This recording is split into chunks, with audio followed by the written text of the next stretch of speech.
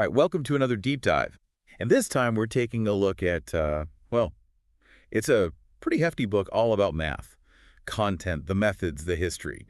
But we're going deep. Definitely. This isn't just, brushing up on your times tables. This is for those who already kind of get the basics, but want to know, like, why does it all work the way it does? Exactly. That's the whole point of these deep dives. Like, we're not just going to skim the surface. We're trying to unearth those hidden depths of, well, in this case, math. The Yeah. kind of insights that maybe make you rethink what you thought you knew. Yeah, I think even if you're, pretty good at math, you might find yourself surprised by some of the stuff in this book. So let's just jump right into it. And I think a good starting point is this question that the book brings up pretty early on. What is a number? I mean, we use them every day, but have you ever stopped to think, like, what is it really?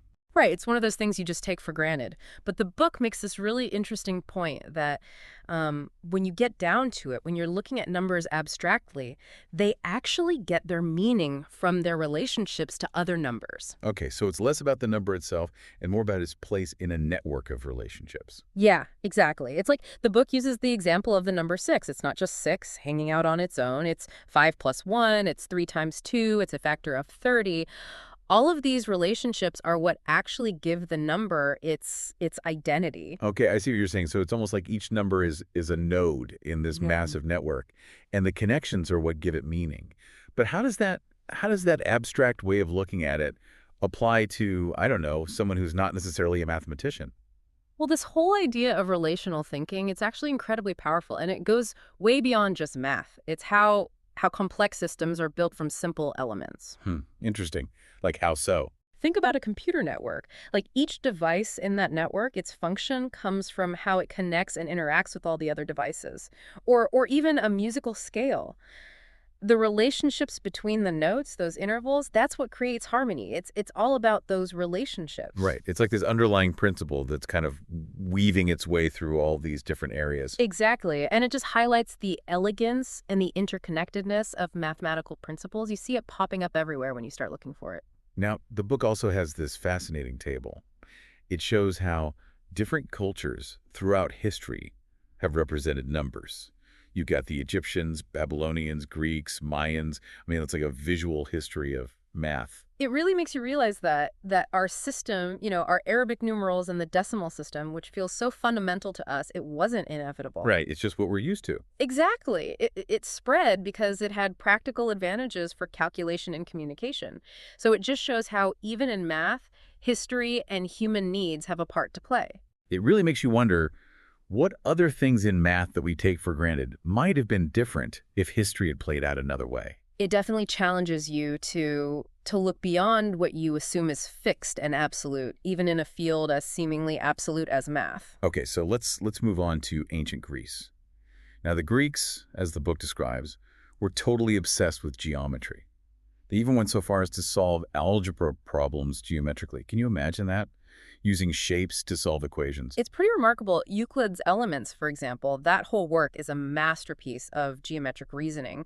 But as we move into the 17th century, there's a big shift. You've got Descartes coming along with his Cartesian coordinates, and that essentially, brings geometry under the domain of algebra. So it was like a power shift, like algebra kind of took over. In a sense, yeah. And this leads to the development of, now it sounds intimidating, but abstract algebra. And this is where things start to get really interesting because it's about expanding the scope of what math can describe. Or break that down for me a little bit. What exactly is abstract algebra? Because it sounds very complex.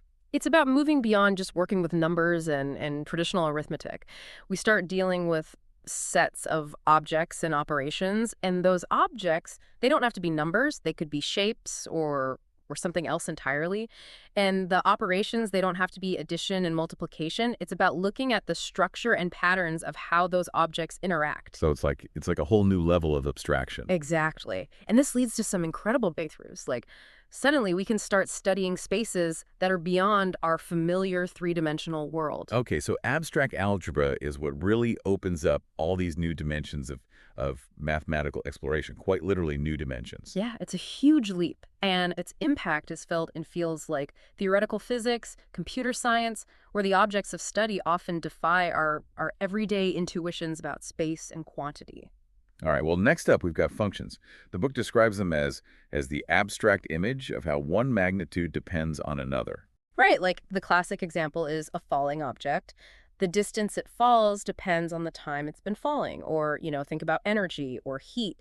These are things that change based on other factors. Right, so it's all about those relationships between changing quantities. Yeah, and what's fascinating here is the emphasis on abstraction. Mathematicians, they're not just interested in a specific formula like the one for a falling object.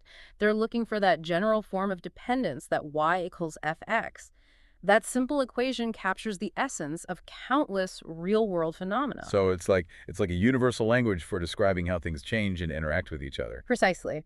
And by thinking about functions in this abstract way, we can unlock a deeper understanding of scientific models and predictions. We start to see those underlying patterns governing change across all these different fields. Okay, that makes sense. But then the book takes us on this whirlwind tour of new math, throwing out terms like Lobachevsky in space, set theory, topology. It's a lot to process. It's definitely a head-spinning array of concepts, but the key takeaway is this. Modern math, it isn't just about solving specific problems. It's about exploring all possible quantitative relations, even the ones that seem unreal or divorced from our everyday experience. So are mathematicians kind of pushing the boundaries of what we even consider knowable with this? Absolutely. And this shift in perspective, you see it echoed in fields like theoretical physics, where the very definition of reality is constantly being challenged. It's almost like math is a tool for not just understanding the world, but for expanding our concept of what's even possible. It's a powerful tool for imagining and exploring new possibilities, both within math and beyond. All right, now for a concept I'm sure even our genius-level listeners will appreciate, calculus. The book mentions this ancient problem of finding the area under a curve, which, sounds pretty It niche. does, right. But it turns out to be a lot bigger than that. Oh, I bet. This seemingly specific problem, it gave rise to one of the most powerful tools in mathematics, calculus. And what's incredible is that it uses the concept of infinity to solve real-world problems, like describing motion and forces in physics, or designing bridges and airplanes in engineering. So we're taking something as abstract as infinity and making it work for us in very practical ways. It's a testament to the power of mathematical abstraction. And even if you're not a mathematician, understanding the principles of calculus, it's beneficial because it underlies so many of the technological advancements we rely on every day. Okay, I gotta admit, this next one is where I started to get a little lost. The book introduces the argument principle and complex numbers, which, unlike our familiar numbers, they don't just sit on a line. They wind around the origin in the complex plane. I'm not even sure what that means. It sounds like something out of a science fiction novel, right? But stick with me here because this is where it gets really fascinating. The argument principle, as the book describes it, it links the number of roots of a polynomial to the winding of the corresponding curve in the complex plane. Hold on. So the number of times a curve wraps around a point is somehow connected to the solutions of an equation. Exactly. And this seemingly abstract idea, it has real-world applications like instability analysis and control theory.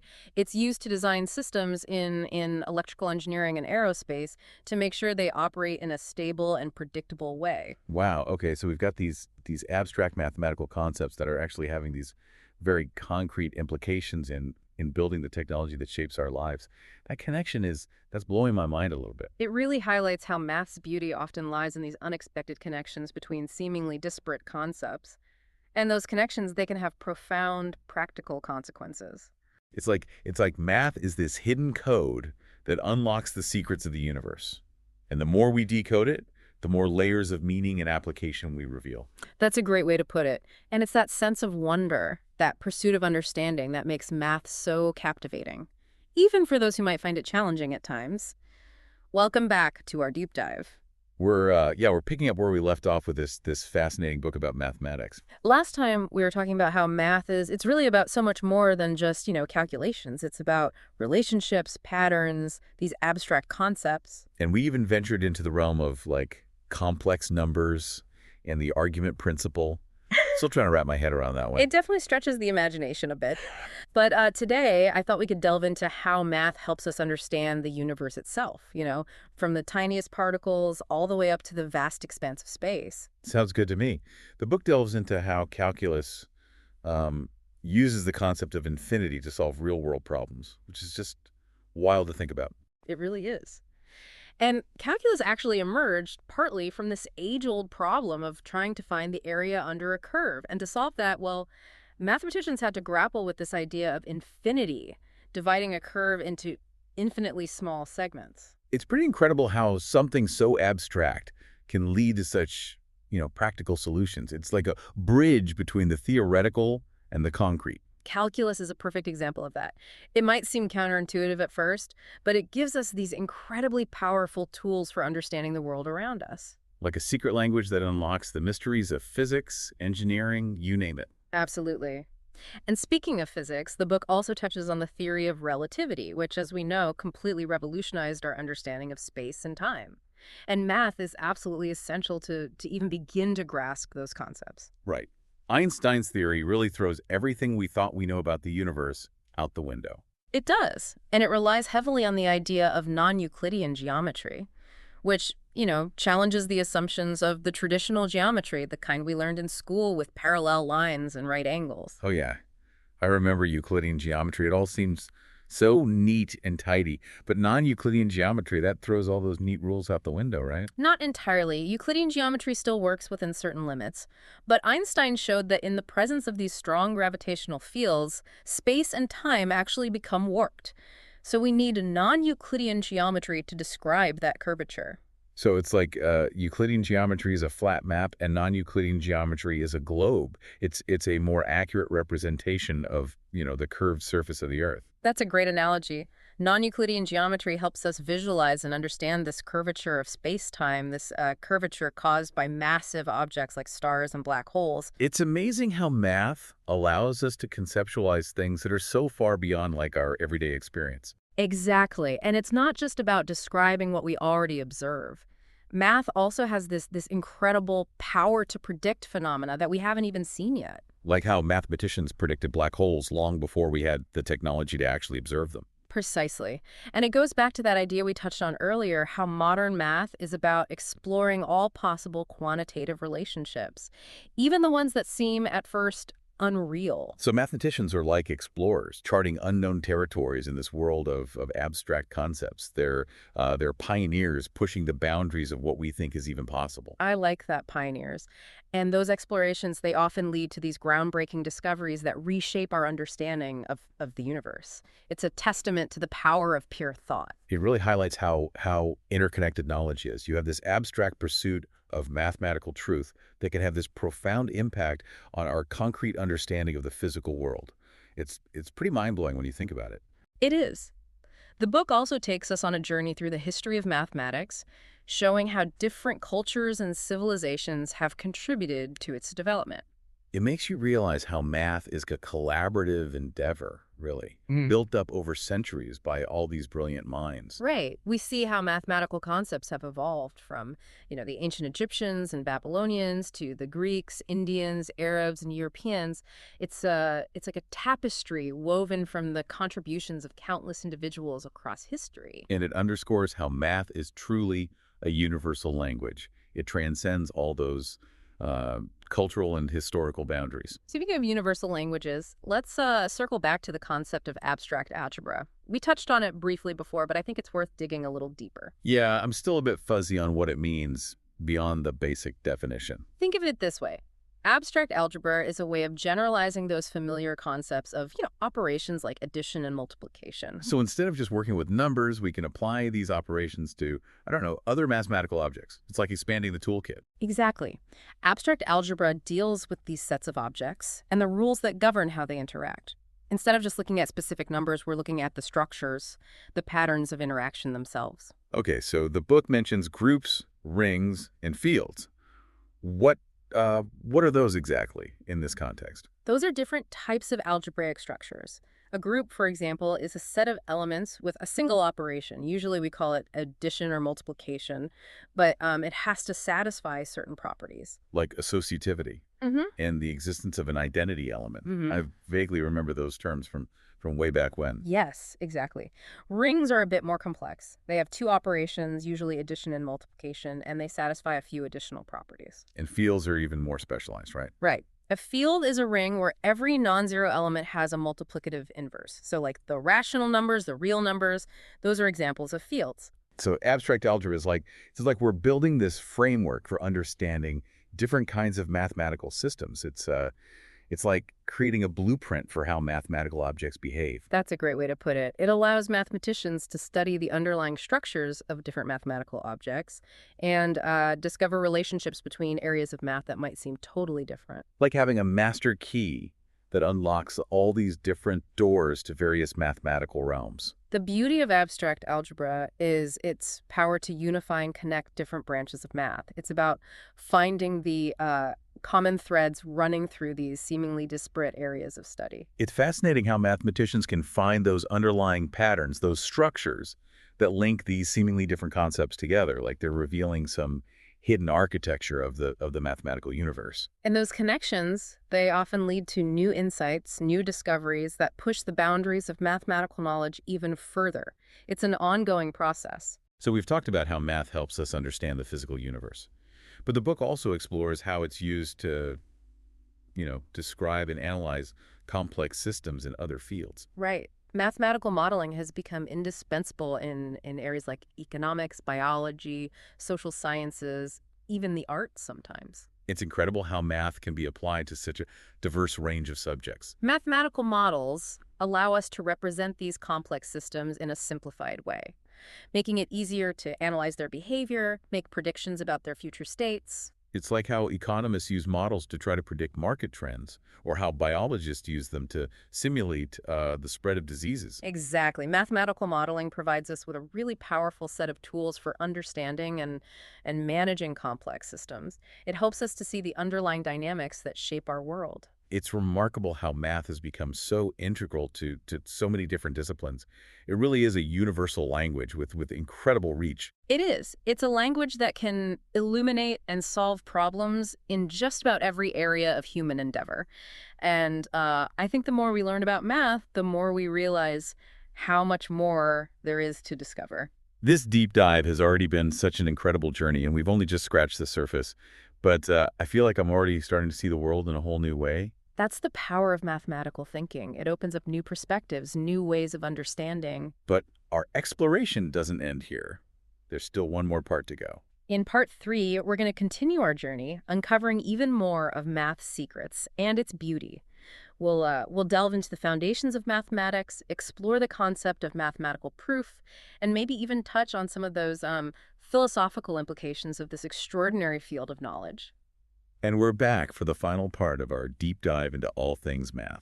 It's been quite a journey, hasn't it? From, just what a number is all the way to abstract algebra and non-Euclidean geometry. Wow. It really has.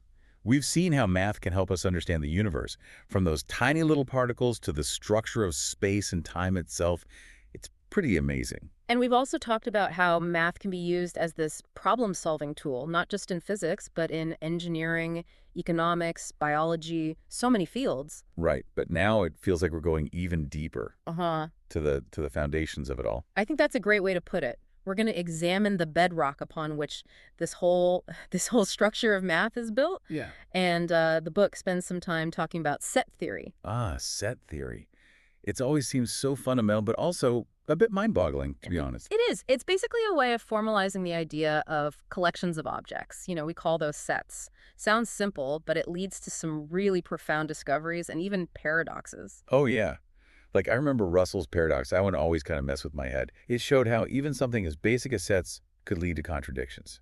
Exactly. Russell's paradox, it demonstrated that if you just approach set theory naively, thinking any collection can be a set, you run into trouble. Like the classic example is the set of all sets that don't contain themselves. Yeah, it's like a self-contradictory loop. How can a set both contain and not contain itself? It's just weird. It is weird, and it's a paradox. It forced mathematicians to re-examine those foundations of set theory and come up with more rigorous axioms. They had to refine the system to avoid those contradictions. So it was like a crisis, but one that ultimately led to a deeper, more solid understanding of the basis of math. That's a good way to think about it. And set theory, even though it had those initial paradoxes, it became a powerful tool. Like, it helps us understand the structure of math itself and even led to new branches of math like topology. Topology, yeah, that's another one of those mind-bending concepts the book mentions. I've heard it described as like rubber sheet geometry, which is a pretty cool image. That is a good way to visualize it. It's about studying those properties of shapes that stay the same even when you stretch, twist, or bend them. No tearing or gluing allowed, though. So it's about those fundamental properties that don't change, regardless of the specific uh, size or proportions of the shape, like the unchanging core of something. You got it. Topologists, they're interested in things like connectedness, holes, boundaries. Those properties stay the same even if the shape itself is changing. And the book talks about how topology has applications in other fields too, like physics, computer science, even data analysis. It's pretty amazing. It's true. Topology is becoming increasingly important for understanding those complex systems, Mhm. especially the ones with, all those intricate connections and patterns. It's like a whole new way of looking at complexity. Okay, so let's talk about another fundamental concept, mathematical proof. Mathematical proof, it's really at the heart of mathematics. It's what sets it apart from other fields. It's about establishing the truth of a mathematical statement with absolute certainty, right? There's no maybe or probably in a proof. Exactly. A proof is a rigorous logical argument. It has to demonstrate the validity of the theorem, and it's built on those established axioms and rules of inference. There's a real beauty to it. It's like building a solid structure, brick by logical brick, no gaps, no shaky foundations. I love that analogy. And there are different types of proof, each with their own kind of logic and elegance. There's direct proof, proof by contradiction, proof by induction. Proof by contradiction always felt a bit like a clever trick to me. You assume the opposite of what you're trying to prove and then show how that leads to a contradiction. And bam, you've proven your original point. It is a clever strategy, and it's surprisingly powerful. A lot of famous theorems were proven using proof by contradiction. And then there's proof by induction. It's kind of like a domino effect. You prove it's true for the first case, then you show that if it's true for any case, it's true for the next one. And that logic just cascades down the line. Exactly. You've got those two steps, and you've proven it's true for all cases. It's a beautiful example of how a simple logical principle can lead to these far-reaching truths. It's kind of like math magic. But of course, it's all based on solid logic and reasoning. That's what's so cool about mathematical proof. It's this blend of creativity and rigor. That rigor is what gives math its power, that lasting certainty. It's what allows mathematicians to build on what came before and create this vast, interconnected system of mathematical truth. And Hmm. and that system, it spans centuries and continents. It's pretty incredible. It is, and that system of truth leads to all sorts of philosophical questions. Well, the book definitely gets into some of those philosophical implications, doesn't it? Like those big questions about the nature of math itself. Is it invented or discovered? What's the relationship between math and reality? It's pretty deep stuff. It is deep. And one question that has always fascinated, both philosophers and mathematicians is math something we create, or are we uncovering something that already exists? Right. And there's no easy answer to that. Sometimes I think math is this pure, abstract system that we've built, but then other times it feels like we're stumbling onto these deep truths about the universe that were, always there, just waiting to be found. I think that's the beauty of it. The book doesn't give us any definitive answers, but it does give us these thought-provoking insights, encourages us to wrestle with those big questions. It challenges us to think critically about what math is, Yeah. what its role is in our understanding of the universe, and even what our place is in that universe. And for me, that's what makes this whole deep dive so rewarding. We haven't just talked about the what of mathematics, but the why and the how. We've gotten a glimpse into the heart of the discipline. We've seen how math is dynamic, how it's always evolving, pushing those boundaries of what we know. Hmm. And I think we've also gained a deeper appreciation for its beauty, its power, and just how profound the implications of math really are. We've come to the end of our deep dive, but of course, the exploration of math doesn't stop here. It can be a lifelong journey. And we encourage you, dear listener, to keep diving deeper into those topics that sparked your curiosity. Don't lose that sense of wonder. There's a whole universe of mathematical wonder out there waiting to be discovered. And as we've seen, even those who consider themselves, experts in math can always find something new to learn and explore. It's a good reminder that even in a field as rigorous as math, there's always room for curiosity, creativity, and that sense of awe and discovery. So keep exploring, keep asking questions, and keep pushing the boundaries of your own understanding of math. Until next time.